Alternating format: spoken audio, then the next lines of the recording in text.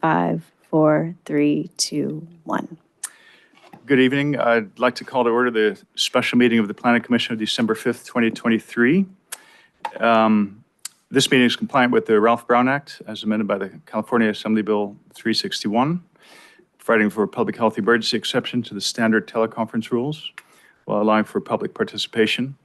This meeting is also being broadcast on Comcast Channel 27 and the city's YouTube channel at youtube.com Brisbane DCA, and the agenda materials have been posted online before the meeting. All written comments submitted in advance of the meeting have been provided to the Commission. For folks who did not provide written comments, a call-in number was provided on the agenda and can also be viewed online. It's displayed here. And during the call, time limits will be announced for members of the public to make comments. May I have a roll call, please, from staff? Sure. Commissioner Funke? Present. Commissioner Gooding? Present. Commissioner Patel? Here. Commissioner Sayason? Here. And note for the record, Commissioner Lau is absent. Now, I assume that this being a special meeting, we'll still go through the regular agenda. Okay, so I would like for a motion, please, to adopt the agenda for this evening's meeting. So moved. Second. Second. May I have a vote call, please? Okay. Commissioner Funke? Aye. Commissioner Gooding? Aye. Commissioner Patel? Aye. Commissioner Sayason? Aye. The vote passes with a vote of 4-0. Are there any members of the public or any commission members who would like to pull an item from the consent calendar? Seeing no. And then I guess we'll now give the public an opportunity to do so. So can Yep. you please provide a count?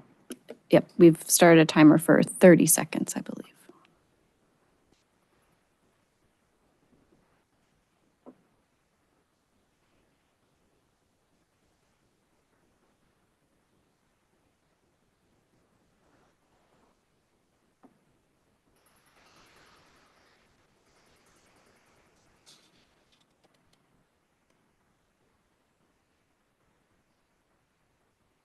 Okay. 30 seconds has elapsed. I have no hands and no calls or texts. Okay, very good. So no one from the public wishes to remove an item. Is anyone from the commission wish to remove an item from the consent calendar? Seeing no, can I have a motion, please, to adopt the calendar as is? So moved. And a second. And may I have a vote, please? Yeah. Commissioner Funke? Aye. Commissioner Gooding? Aye. Commissioner Patel? Aye. Commissioner Sayason? Aye. So the calendar is adopted with a vote of 4-0. Passed with 5 ayes. Are there any oral comments on the agenda? And I guess, again, that's something we started public. We've started a timer for 60 seconds. I have put the number to call or text on the screen, and participants in the Zoom could raise their hand as well.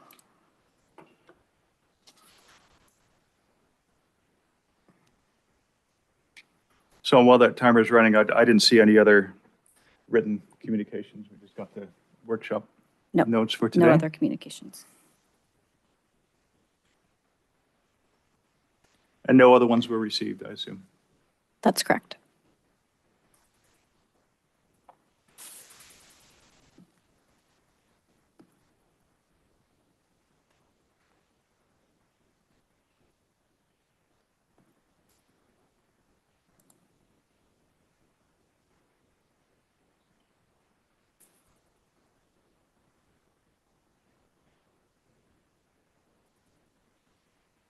Okay. 1 minute has elapsed. I have no calls or texts and no hands are raised. Okay, thank you very much. Well, in that case, I think we move on to the business of tonight's meeting, which I think is a follow-up from our last meeting and some research you did to respond to the Commission's questions. So may we please have a presentation?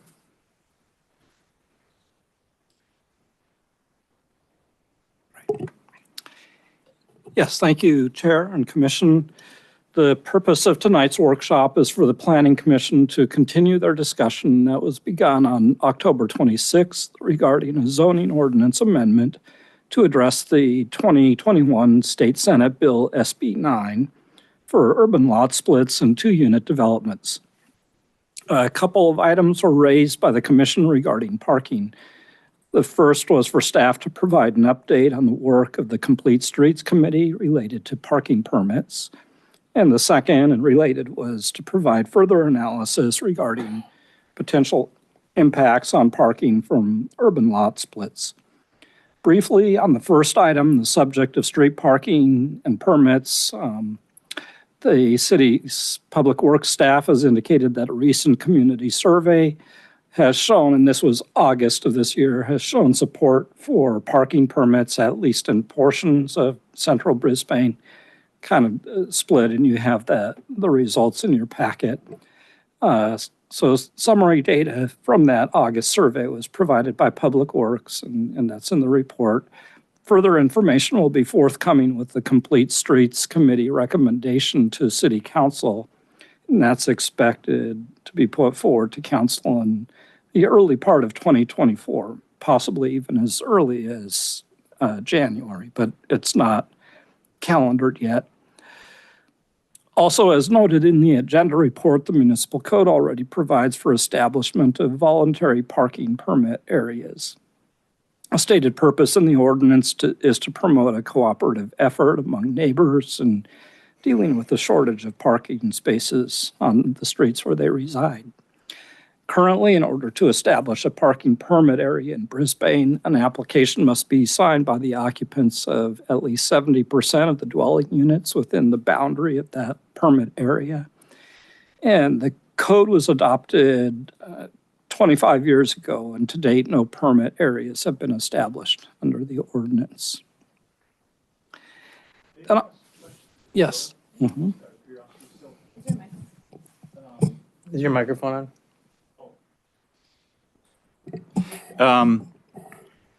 So I understand that that is initiated by the citizens of that particular permitted area.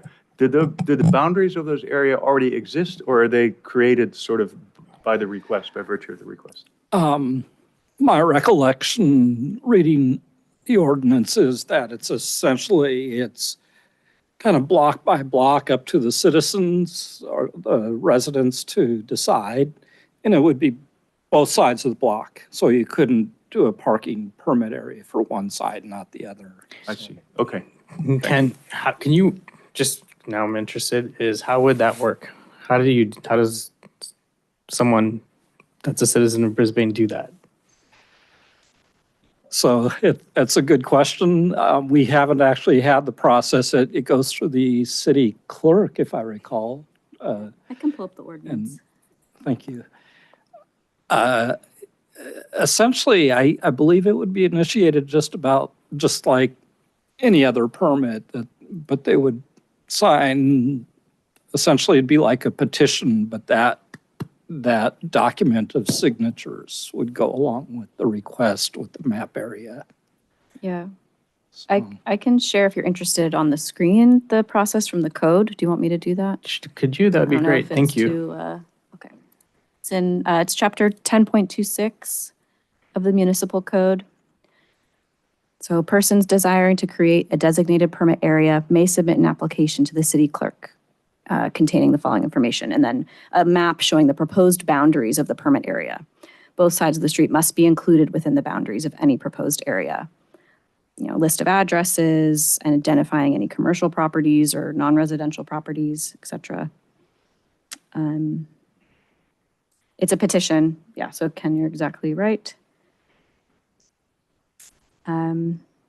I can scroll down further to process. But yeah, 70% of the occupants have to sign the petition. So if it's occupants, it's not owners. It's if it's residents, it's residents. right. Got Yeah. it. Yeah, they don't define, but I think that's pretty obvious. Yeah, it would be. And a as rental. part of the parking permit, it seemed as though you get to decide as a block, how many permits will be per block per that area? It seemed as though, is that wrong?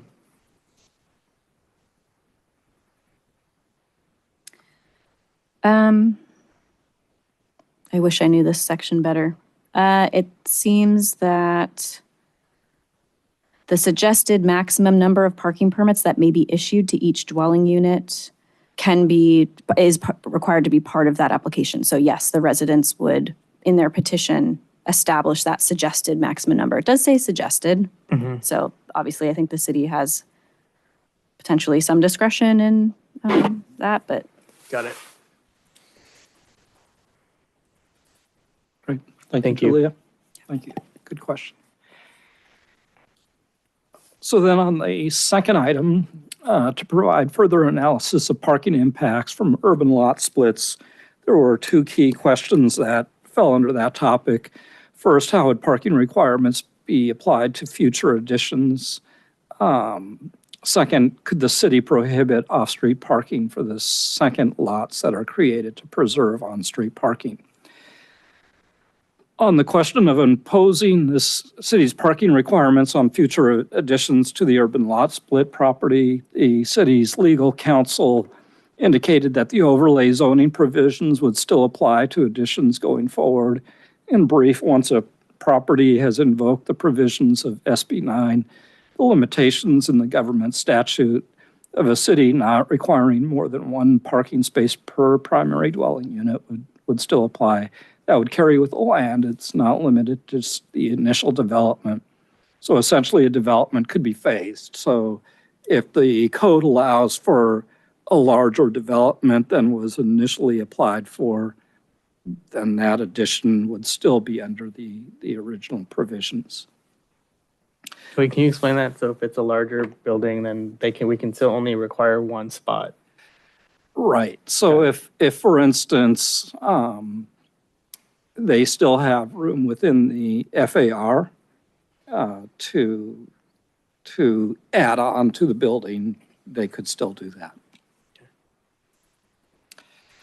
On the question of whether the city could prohibit off-street parking for second lots, this stemmed from a concern about lot splits necessitating second driveways for off-street parking.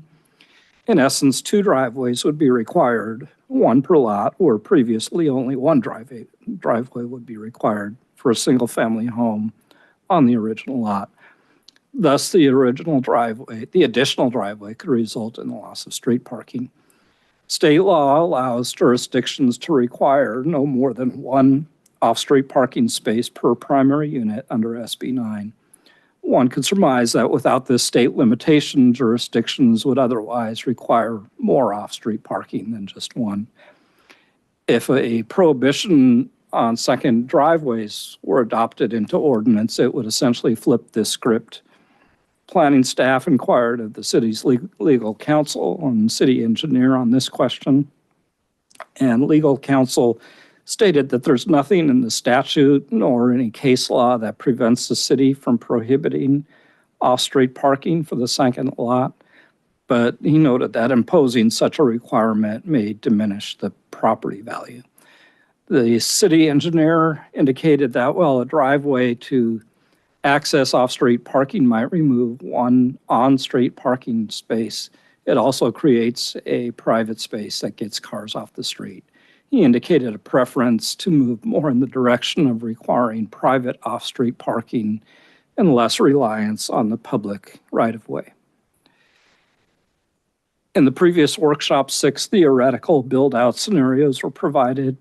Staff's written agenda report for tonight's meeting. We added 3 more examples added to those previous examples to show potential parking impacts based on original lot sizes of 5,000 square feet and then 7,500 square feet, and with either a 50-50 split or 40-60 proportions. And those examples may be referenced in your report. The example showed that a prohibition on driveways for a second lot would result in a reduction of the total parking spaces available by 1 space in all 3 examples. So again, a prohibition on second driveways reduces the overall parking available. Can I ask you a question, though? There's an underlying assumption, though, that the private driveway is going to be used for parking, or the there is an underlying assumption that in all of these numbers that the garage, let's say, will be used for parking. That's correct. There's an assumption that the parking space, whether it's a garage or whether it's outdoor uncovered, is used for parking. Garages are not required, which actually I think could be a good thing, because I think a lot of times garages are the most likely things to get spaces to get filled with other stuff besides cars. So And that's the concern I think that I was expressing last time, is what happens in downtown Brisbane, or let's say, the streets that are sort of like a V pie-shaped area, which I believe is where a lot of these lot splits could be happening, is that those houses do have garages. And my experience and this is just my experience of watching and seeing what's happening on the street, I don't have any specific numbers of exactly how many houses, is that the garage becomes a storage. And then the spot in front of the garage is where people park their car. So I think, basically privatized a street parking spot for one house so that they could have extra storage. I think that's my experience in practice of what's happening. So if that's the assumption, I think that the numbers change, right? Let's say the assumption is that the actual spot in front of the house would be privatized for that house. We're really not taking a car off the street. We're just giving it to the owner of the house, versus allowing for everyone on the street to access that spot. But driveways generally can't be blocked unless by the property owner, right? Right. And if we're going to have a driveway, which we would have for a covered or uncovered parking spot, that's a driveway. That's now a curb cut that the owner could block, even if they are parking a car in their garage. Right. And again, I think with SB 9, especially for smaller lots, considering that these lots will still be subject to the maximum FAR, garages count towards FAR. If you are on a smaller lot, you've done an urban lot split under SB 9 and you have a 2,000 square foot lot, and you have a limited FAR, I think obviously we cannot mandate this. Maybe we could if you wanted to say there's no covered parking, that you must have a parking spot that's not covered. I think That's I a way was to just address thinking that. that the state law is silent on What kind whether of it's covered or not. And in a way, I think one could argue, well, having uncovered parking is more affordable anyway. So if we want to encourage affordability, at the same time, it sort of mandates it if we say there's no garages allowed in these cases. So That is a way to get at that problem if you're concerned about folks building garages that then are not used for the storage of vehicles. I would imagine we have to run this by our city council or legal counsel, but it is possible that we could put in our regulations that one spot is required, it cannot be covered. Or carports, we could kind of talk about whether there's carports are more utilized for parking versus garages. Mm-hmm. So if you want, we can follow up on that. Would that help address that concern for you? I think so. I don't know. Okay. I'll just add another comment, and Julia kind of touched on this, is the smaller lots will, just by dint of the floor area limits, are probably less likely to do a lot split than a 2-unit development, so they could still have essentially a single driveway in those cases. Because that's really, it's not a issue of a shared driveway. I touched on this in the staff report. Ken, I want to follow up on what Commissioner Patel was asking. So I thought, Commissioner Patel, you were trying to point out that if someone splits their lot, that then that unit could create a driveway. So then they would have a private space versus space on the sidewalk, correct? Like a public space? Is that what you were trying to say? So whenever there's a new house that's built, right, and we put a driveway in, they're gonna cut out a portion of the Right. sidewalk where a car could have parked on that street, right? Anyone on the block or anyone visiting that street could park on that spot. But now that we've created a house and we've sort of given up that public space to a private person, they can then use their garage for storage Right. and then park their car in front of their driveway. So we've privatized that spot to the new purchaser or new owner or new builder of a house. So the question is every new unit entitled to that driveway, that curb cut? I mean, can we require that there's no curb cut, you can't have a driveway? I think I think Ken said we can require that. There's nothing else to bar that. However, the city engineer, I'm just making sure I understand. The city engineer thinks that having driveways or carports is better because then you're taking a car off of the street. But my take on it is, I mean, the opposite side of that is if they're not using that spot, then we're not actually taking a car off the street. We're just making it so one person has the right to park there versus everyone on the block. A potential downside for this is that essentially you could have driveways with more than one parking space served by it. And so in those cases, and people could even do voluntary additional parking spaces beyond the code. But if you just outright prohibit that, then you're limiting it to just that one street parking space. And the owners who use the cars there will then have to find parking elsewhere if somebody else is parked in their lot frontage. So I think that was what the city engineer's kind of point was, is, you know, if you're establishing a new lot and we don't really have the ability, you know, for the most part, the city will have to approve these things, right, ministerially. So you're intensifying the use of a site. Those folks are probably going to have a car, just given that that's what households in Brisbane have. So yes, by not allowing a driveway and a curb cut, you are letting the street remain unprivatized, or, you know, that space right in front of the frontage is not necessarily privatized, but you still have a parking demand that's being generated by that house. And now they have nowhere else to park but the street. So if you're concerned, I think we understand what you guys are saying, and I think probably we all agree, like anecdotally, it's infrequently that garages are used for the parking of cars, you know, not just in Brisbane, but a lot of places. But, you know, I think there are ways to, still require parking off street, and make it so that it's a space that's more likely to be used. So again, I think driveways, most folks park in driveways if they're there, right?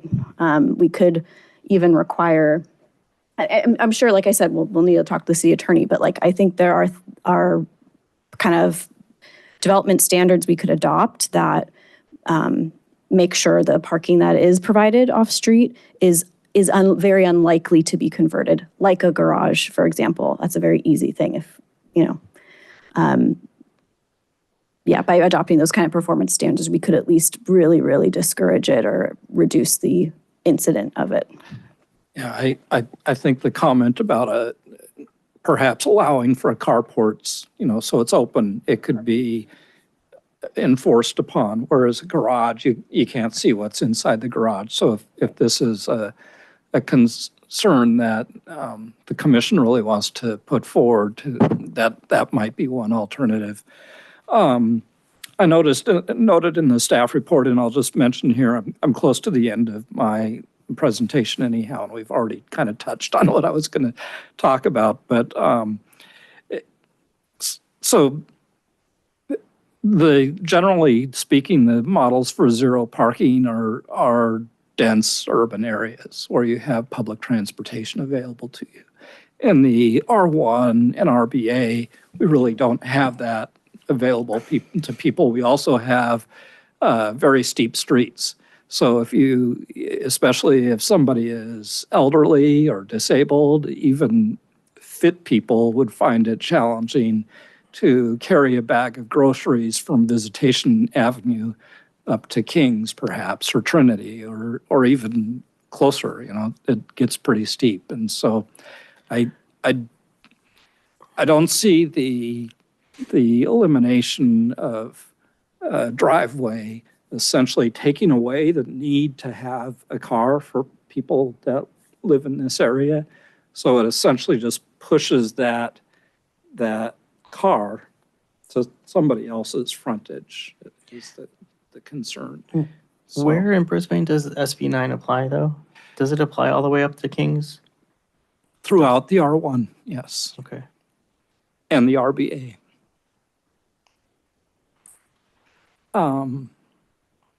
So some alternatives. How would you split one of those really steep lots, though? So I mean, those it lots up just- there are like very steep. Like they're like, I don't know. It just in my mind, I'm trying to figure out like I can see like how you can split like a flat lot, but like splitting like a steep lot. Yeah.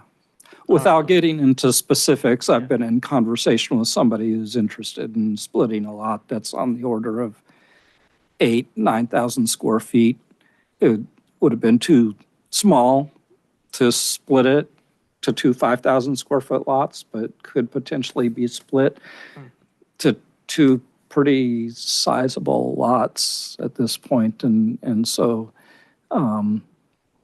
it's feasible. As you get further up in the higher streets, I think the lots tend to get larger and more feasible to split just space-wise versus lower, just smaller. I don't want to say lower, but in smaller lots, it's more likely, I think, that people will favor more the keeping it a single lot, but doing the two-unit development instead, just space-wise.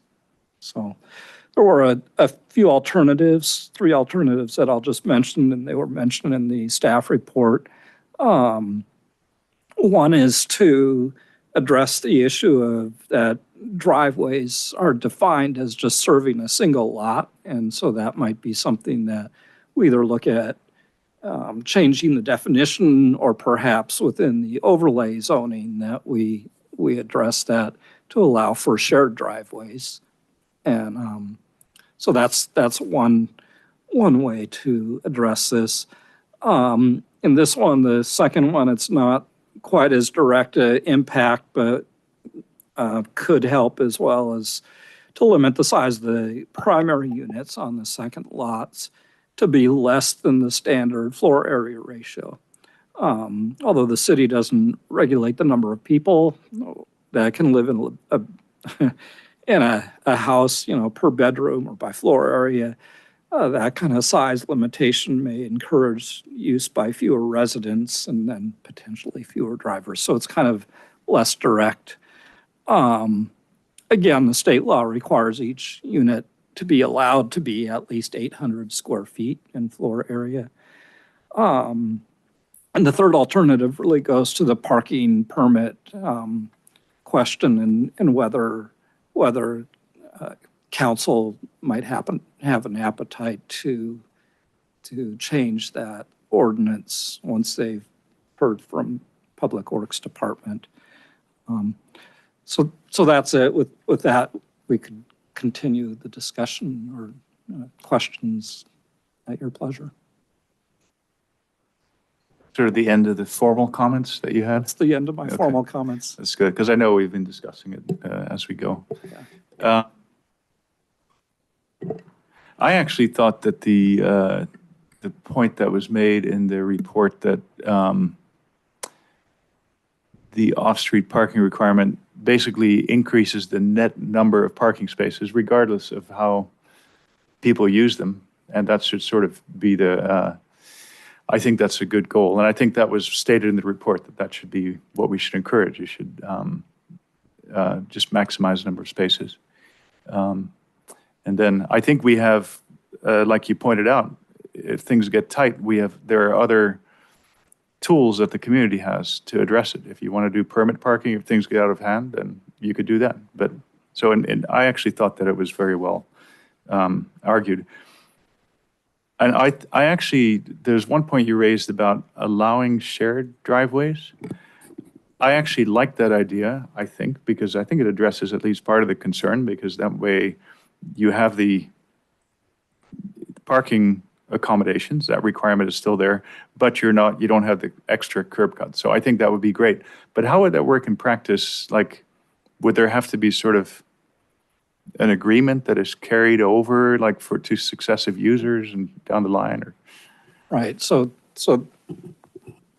the details would be a good question to flesh out a little bit more with the city attorney, but essentially I'd envision it as an easement that both properties have the rights to use that driveway, and then at a certain point interior to the lot, it splits out to have parking spaces for one side or the other side.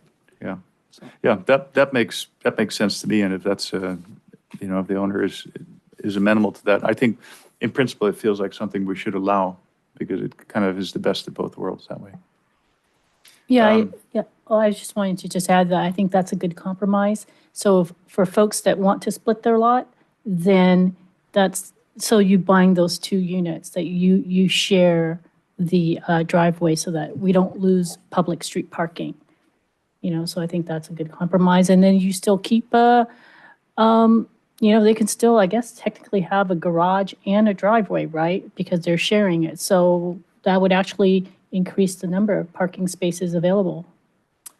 Yeah, I think so. I think it would, even if they had separate driveways, it would. And I think I was thinking more as something that we would allow rather than require, like if they're open to it. If they don't want to go through the expense of building the extra driveway or something, and it can be engineered, then I think that would be a great thing. But I'm not sure I would want to require it. You know what I mean? I guess I really want to understand how taking a curb, because I'm just thinking about my block myself, is like, how does taking a spot off of, I don't understand your comment on like how it actually makes more spots. And I still don't understand. I understand logically if it's being used for what it's being used for, but even if you look at the statistics that you've provided in terms of what people think is happening in terms of parking, I mean, one of the biggest concerns is that people aren't using their garages for parking. And that's what people find is happening in town. So if that's really what's not happening, if really what's happening is that people are not using their garages and we're splitting a lot, so now we're increasing the number of residential units on a street. I think maybe the city engineer is factoring in, what if 25% of the people use their garages? So you're getting at least some increase, in parking space, I guess. But we're still taking away parking from the general community at large, right? So people, like the blocks off of Visitation, when people go to those stores, really what we're doing is we're making it so that there's less spots from a greater majority of the people that are going to go there. But there's also more people, right? So, I mean, I actually think that mathematically, I do believe the model that you're increasing the number of available spots. You're adding a unit, so you have another resident as well. So I think what you're saying is the curb cut takes away a spot that was there before, but you have an extra resident and you have off-street parking that they're required to make, and they have the driveway as well. So It's that added competition. Loss for sure. What's that? I think it's added competition. Like Rule was saying, and I think that's what we're trying to communicate is you have more people on a given lot. They're going to probably have cars. They're now going to be competing. There'll be more competition for the limited number of on-street parking spaces if you do not build off-street parking. That part I So, totally get. okay. I totally get that part. But the part that I don't, I think that the premise is that okay, so if I walk down, let's say Mendocino Street, none of those driveways are big enough for a car to actually park their car in their driveway without blocking the sidewalk. So people aren't parking in their driveways without blocking the sidewalk.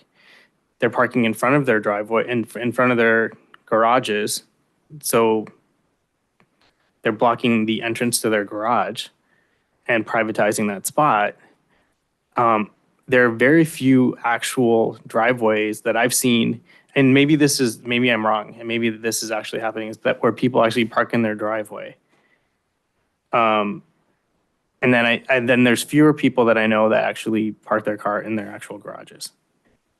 So when we say they're going to park in their driveway, I guess I'm not really understanding that piece of it, because I don't see our neighborhoods like we're in the suburbs where you can actually park in your driveway in front of a garage. And I don't see people parking in their garage. So they're actually just parking on the street.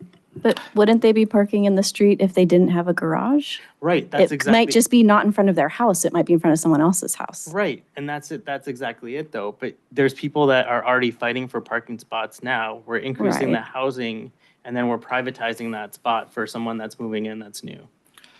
So another factor I think to consider is the width of a driveway versus the length of a parallel parking space. So a driveway, we're looking at 12 feet wide. Parallel parking space, we're looking at 20 feet wide. And so you're actually getting the car off the street. You're using up less, essentially, of the street frontage with the driveway than you would with a car parked parallel there. And there could be an additive effect where you're essentially overlapping some linear footage, some frontage from one lot to another lot, and adding those together to make where you might have had two fractions, now you have a whole parking space. So it's a little difficult to show in the kind of theoretical tables, but it is something that we see where, when the city engineer looks at where a driveway goes, he or she is looking at, well, what's the optimum place to put that to preserve on-street parking and for safety issues too. And I think if I'm trying to follow your train of thought here. Yeah. If I understand it correctly, the alternative would be to not require that second, or to say you can't have that second driveway. Right. So that spot, in principle, is available, right? Right. To anyone on the block because That's it's correct. open. But then all you've done is increase the competition. You've added a resident, you've added a car, you haven't increased the parking. So I think that is definitely a worse situation than to require the driveway and the off-street parking, even if you assume that they're not going to use the garage, they're going to make it a hobby room or something. Either way, you've increased competition.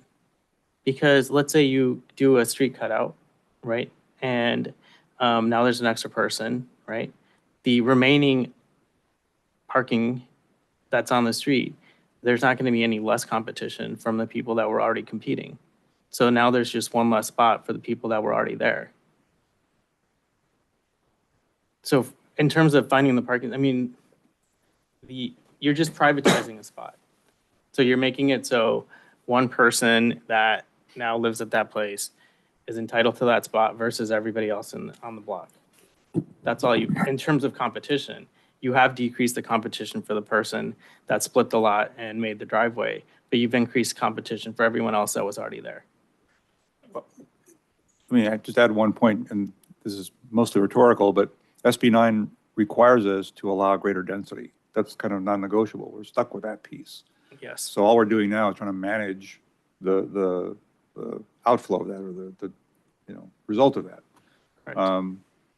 There's good, if everybody has a car, to Julia's point, if every new resident required to be allowed by SB 9 has a car, we're potentially doubling the number of cars in any given block. Because if every lot splits, Correct. I realize that's not going to happen, but so we have to deal with that.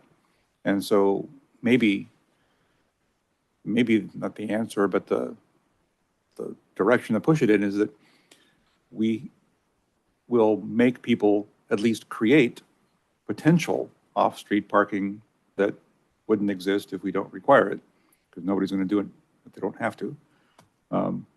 And some of it gets used and some of it doesn't. But we can't do much about the fact that we're required to allow greater density. That's just a given. I totally agree with that. I agree with the fact that SB 9, there's a tendency towards greater density. I also agree with a lot of and you guys can tell me if this is wrong, but like a lot of the housing development is around public transportation, right? Isn't there higher density, a movement towards higher density towards public transportation? Are you talking about just in general outside? Yeah, in the general, city? outside of SB 9. Yeah, that's really the focus for And we future count planning, but as housing wherever we can get it to, I think. yeah, and in Yes, part infill. we count as a place where there should be higher density parking because we have a bus stop in front of town. Is that fair to say? Well, I, No? oh, I'm sorry. Do you mean, are we considered a high-quality transit corridor under various state laws? I Yeah. don't believe we meet those headways, no. No, okay. But do we have to allow for greater density because we have public transportation? No. It's not calculated in our RIA or anything like that because There's some state laws that have passed, certainly in the past year, and are on the docket for future that do mandate minimum densities around high-quality transit corridors. Senator Wiener is behind a lot of those. But no, City of Brisbane does not, I'm looking at Ken just to make sure I'm not going off, but I agree. we don't have any high-quality transit corridors because the headways that are required are like less than 15 minutes, and we just don't have that even at Caltrain. So there's no state law right now other than SB 9 that obligates us to upzone. Okay. Yeah. yeah, I mean, I guess I understand the part where we're being required to have higher density. I just feel like why are we privatizing public parking? That's the piece. And I don't think that we are decreasing competition. We're increasing competition for other people. Right, but what's the solution or what's the fix for that? I don't know that, I don't know what it is. Could I ask Commissioner Patel, I mean, it sounds like a lot of your concerns are about folks not using their garages. But like just based on your observation, is that really, you think a lot of the observations you're making is for garages not being used? Yeah, I think that a lot of my experience of Brisbane, where I live, which is at Mendocino and San Bruno, and those neighborhoods around there, is that most people do have garages that are connected to their driveways and Short driveways, right? really short driveways. Really short driveways. So you can't park your car in the driveway without blocking the sidewalk. Right. And you're not using your garage, so you're parking on the street. And to Ken's point, yes, your car is longer than the cutout, but you end up parking your car so that, you're on either side of your driveway. You're taking up more space than the cutout, but that spot sort of held for you because you have that driveway. Yeah. But, Well, what do you, sorry. I just think if that's what I'm hearing and that's what you're noticing and that's what's concerning you the most, I do think there is a very clear solution to that, which would, like we said, we can investigate this. But if we can prohibit garages, Yeah.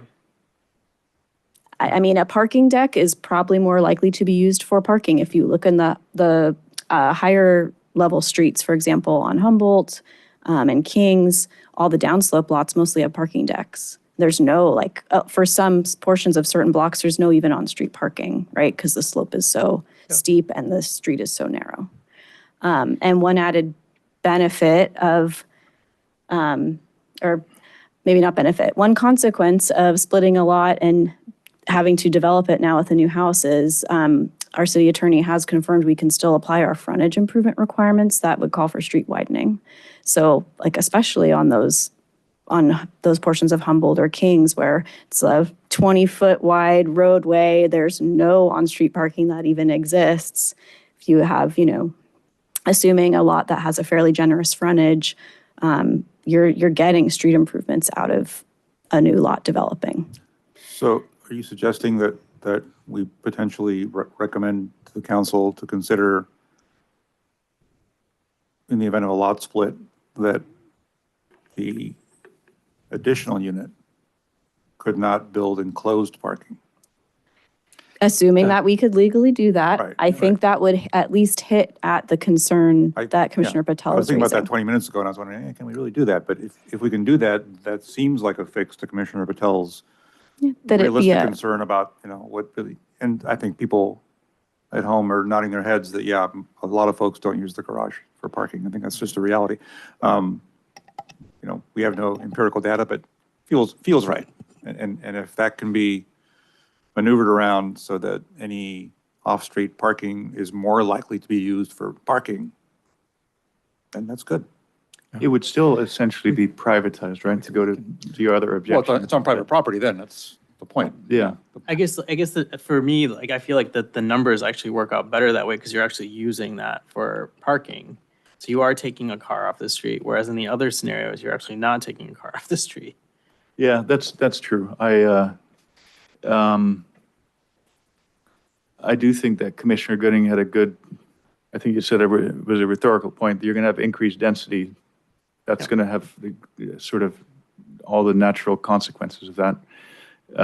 I think this would be a good thing to investigate. I'm curious to know whether we could do it.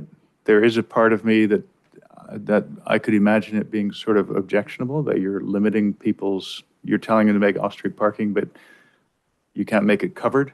I'm not sure how much I would like that if I was building a home, and I would rather have the resort to other means. It's like, if you can't work it out, then we're going to have a permit system.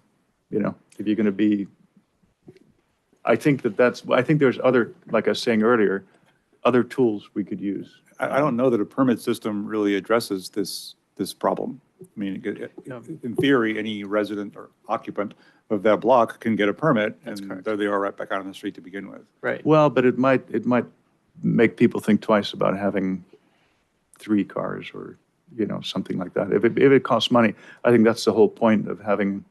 For the incremental cars, yeah, you're right. But anyway, so But I think I would be curious to know. I think it's a great discussion, and I would be very curious to know if that's something we could do. We definitely can look into it. I think it's very likely that we could. Just kind of off the top of my head, one alternative might be to require the space that's required, essentially that we require that 1 parking space per primary unit.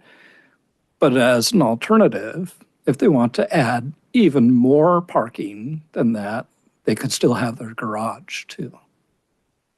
Mm-hmm. Yeah. So, sure. I know I had one of these houses on Klamath Street that built in the 1930s, and it was great garage for storage, but you could not, and at the time I drove a little, compact car.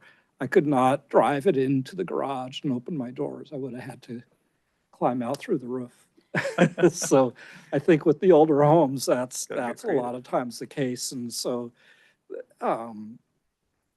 you get into newer, the current design standards, and I don't think it's quite so much the problem as what we see with the older homes. So have we kind of closed this particular issue in terms of what we'll recommend or suggest or pass on to the council? I thought you guys that's were gonna clear. do an investigation. Are you guys gonna see if I- we can do the? I think we could, assuming that city legal counsel agrees, I think we could just bring this back as part of the ordinance. And if you want to tweak it at that point, we can tweak it if, We could If bring it- like we could bring like alternative language too, like, right. Sorry, I couldn't. like different couldn't options. quite Oh, hear sorry. that.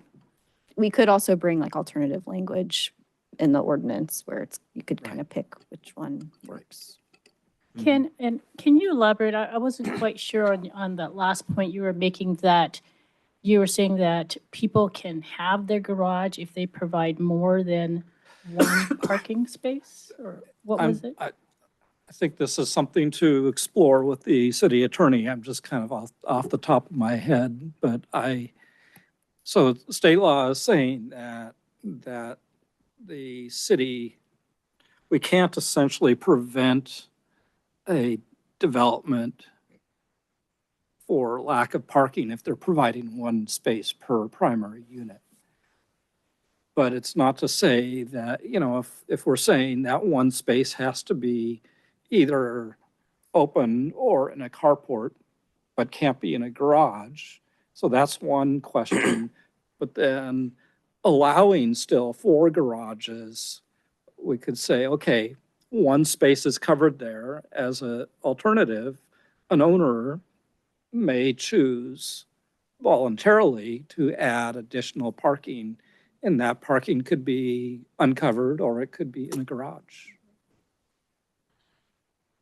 So they'd still be providing a parking space that, again, if we did this, would be uncovered, Right. or open like a carport.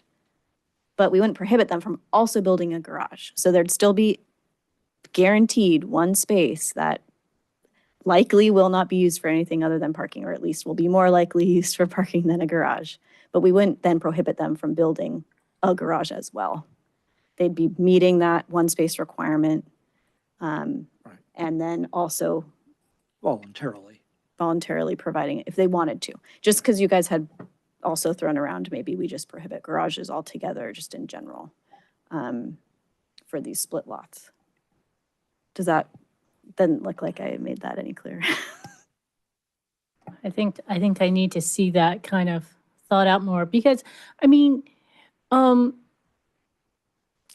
back to Commissioner Patel's point, though, okay, if we took away their garage requirement, why would that ensure they would be then using their driveway? No. They're saying, I think staff is saying that if we require a carport versus a garage, people aren't going to be using their carport for storage. So they'll be parking their cars there. Okay. So that okay. actually does take a car off of the street versus allowing someone to just have a garage with the driveway that isn't Oh, got long it. enough Okay. to park a car. Then they are still using the street, but now they have storage for their garage, in their garage. Okay. So at that point, all we lose is the curb cut in terms of street parking, Correct. and we still do that. But that's a given either way. Either scenario, whether it's a garage or a carport, you're still giving up a curb cut. But a curb cut is smaller than a big old parking place. And going back to the shared driveway concept, it sounds like there was some interest in that. Staff was not thinking of making that a requirement, though, because often cases, there is no driveway. It's really, it's so short, you really couldn't do that. I think that would be more for larger lots where they could really accommodate that. So I think that would be prohibitive for many cases. But it is something that we could put forward in the ordinance as another alternative. Exactly. That's how I was thinking of it, not a requirement, but an option if the lot allows it. Right. Yeah. Would you be interested in allowing that beyond lot splits to other types of developments? Because it could apply to just standard lots. It could apply to, I can standard lots. think of actually, we had not many, But there are some lots that like don't have parking currently, like some single family lots in the R1. We even had like, I think we approved a variance for a shared driveway maybe 10 years ago for a lot on Sierra Point where there was an existing driveway that a lot that didn't have a driveway wanted to use. So it's something for you guys to think about. You know, right now, like obviously there is a variance process for that. The findings for approving a variance are really strict, right? Like it has to do with, you know, unique characteristics to the lot, that there's some privilege that's being denied to the property owners. So if you're interested in it, maybe it's, but you don't want to go like wholesale, maybe it's another kind of use permit or something instead of a variance. Or it could be a ministerial exception if they meet certain safety findings, something like that. Yeah, I that think could be- so. I think anything that increases parking capacity, why not expand it to any, yeah. Right. Okay, we'll pursue that. Yeah, I think especially if it's something, that expands parking capacity and that enables more density, because it allows people to think creatively and they might build something that they would not otherwise build because they think the options are closed.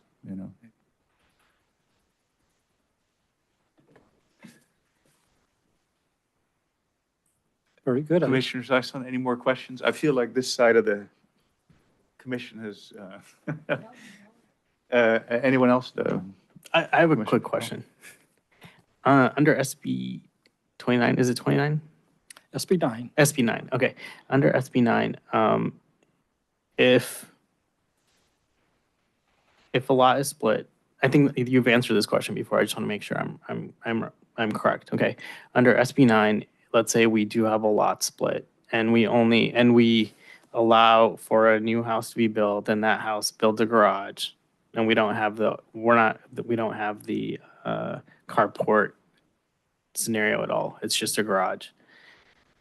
That lot still has the right to convert that garage into a ADU.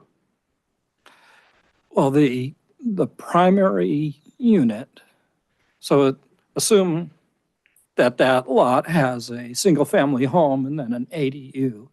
The single-family home is a primary unit, so that would still have to have a parking space. The fact that they have an ADU doesn't negate. Can't they that convert their requirement. garage into an ADU and get rid of the parking spot requirement for their house? Yeah. Yes. They could. Sorry, so you're saying we approve a lot split, someone builds a new single-family home that is only providing parking via a garage. Correct. Right, in a scenario where we're not pursuing what we had just talked about, Correct. investigating, pursuing. Correct. Yes, then yes, that's correct. Like you could get a building permit to Right. convert that garage to an ADU. Right. So that's the scenario we're trying to prevent. No, I know. I'm just wondering. So, and then at that point, let's say they do that. Okay, would that curb cut then become a regular? Would that get converted back to public parking because that's no longer being used as offsite parking? That is a question I think we need to follow up with The city engineer and right. police, I think. My thinking, and we'll just confirm this with them, is that if there's no longer a driveway that would accommodate a parking space off-street, it's no longer warranted to have a curb cut. Got it. As long as the driveway is like not parkable, right? Like it's in this hypothetical, like it's not like a 12-foot deep driveway. Right. Or 16-foot deep driveway, Right. excuse me. It's a driveway that kind of just hits the sidewalk. Correct. Yeah, I think we would follow up with the city engineer, but that sounds exactly right. It's not being used to access parking. I mean, in the event, I guess, that maybe the ADU is abandoned in 5 years and they want their garage back, then I don't think we'd require the curb cut to be eliminated. Like we haven't confirmed this, obviously, but that's just, I think, our sense. So the curb cut itself, if there is one there, wouldn't necessarily have to be then re-poured and turned into a solid curb or whatever. Because someone could abandon that or want to convert it back. I haven't seen it happen yet, but it's technically possible. And a lot of curbs throughout Brisbane are rolled curbs, not everywhere, but there are a lot of rolled curbs where That's it's true. really There's just no difference. no Yeah. difference. So I'll be interested to see what the city attorney says about this issue, because I can see the argument that by requiring the off-street parking to not be enclosed, we are essentially stymieing the ADU rules or preventing people from, Or They could or still not. do an ADU. Yeah, they could That's- They that'll just be have the to argument. build it, not No. convert it from. right, that'll be the argument, but anyway. If they're invoking SB 9, they have to have Right, that they sort of have to pick one their parking statute. space somewhere. Yeah. Maybe they take up the garage with the ADU and put parking somewhere else on the lot, but, They have to pick their statute to be using. right, right. Fair enough. I like it. Okay. I think we have good direction unless there's anything else.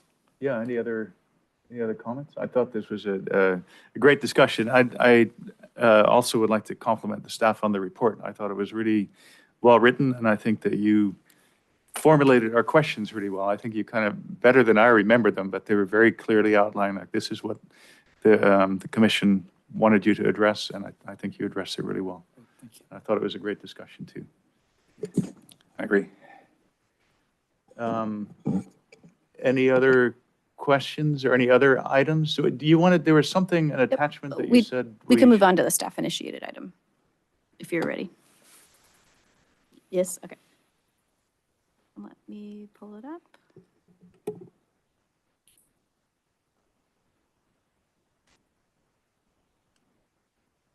Okay, so apologies again that this didn't make it in the packet. So I'll just give a very quick overview. So what we wanted to share tonight, I just lost my screen. Okay. What we wanted to share tonight was a preview of at least what we can foresee of your 2024 work plan. A big chunk of that is going to be housing element implementation. So for our 8-year housing action plan and the adopted element, we have a lot of ordinance updates or new ordinances or other kind of planning related actions you guys would have to see. So in the coming year, we've highlighted some of the programs here. We anticipate the Bayland specific plan and EIR coming at some point in 2024 to the commission before going to council. Adopting the SB 9 implementing ordinance, obviously. We will have to update our ADU ordinance. There's a slate of zoning updates. So we did commit to, for example, raising our maximum height in residential districts to 36 feet at HCD's request. We have an amended density bonus and inclusionary housing ordinance that's also going to come to you guys in the first quarter of 2024. So I think 2023 was a little light. We can all attest. I don't think 2024 is going to be the same. I think you guys are going to be having a lot of cool items on your docket. So those ones are all housing element related. And then we also wanted to highlight there are some current planning applications that are in the works that you'll be seeing in 2024. So one is the annexation and development of the old quarry on Quarry Road. So we are currently reviewing design permit application and a host of general plan amendment and zoning amendments, because this is a site that's not currently in our city limits. It has to be annexed. We have to adopt pre-zoning and we're and designating for the general plan as well. And this would be for development of a 1.3 million square foot warehouse on the site. There is an EIR currently undergoing preparation. We released a notice of preparation a year ago for that. So again, not a precise timeline, but certainly you guys are going to see that in 2024. So EIR, design permit, and all of those other entitlements. We have a subdivision proposal for the site's known as 1100 San Bruno Ave. This is a prior site that was owned by the Housing Authority that we sold to a private party a couple years ago. So they have submitted a subdivision application. Application is still incomplete. We are still also determining CEQA because the application is incomplete, but it's likely you guys will see that as well in the first half of next year. And then we have a couple items out at Sierra Point that are in the early stages of planning entitlement review and environmental impact report review. Those are at one site would be 2000 Sierra Point Parkway and 8000 Marina Boulevard. This would be building 2 new life science and office towers and some other site improvements, including a new parking garage. And then also 9000 Marina Boulevard, a proposal for a combination of a hotel as well as a life science tower on that site with other amenities and improvements as well. So again, no precise timelines at this time, but we think it's very likely, again, these will all come to you in 2024. So I'll entertain any questions. Obviously, you guys didn't get to see that beforehand. So if there aren't any, we can move on. But No questions for me. I guess we know what we have to look forward to. Any questions from anyone else? yeah, I mean, planning staff has certainly been busy all this year. I know we've had quite a few meeting cancellations. It's not for lack of work behind the scenes. So but I think finally you guys will feel that as well in the coming year. So we definitely saw evidence of all the work you were doing. So we really appreciate it.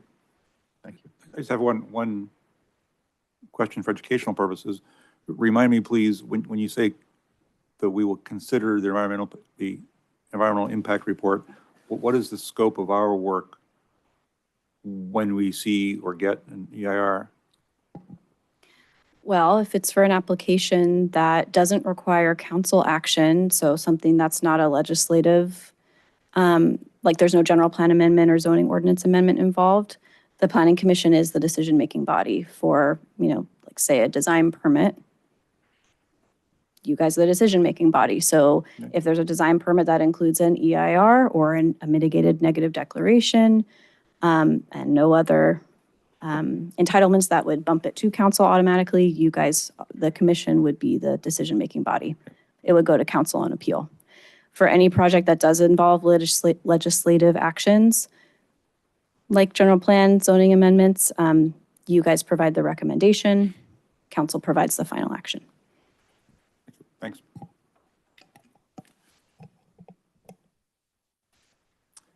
Great. Thank you very much. Is there anything else from anyone, either the commission or from staff? All right. Seeing nothing, I think I can adjourn the meeting. So thank you very much. Maybe we'll see some of you at the party. And if not, see you next year.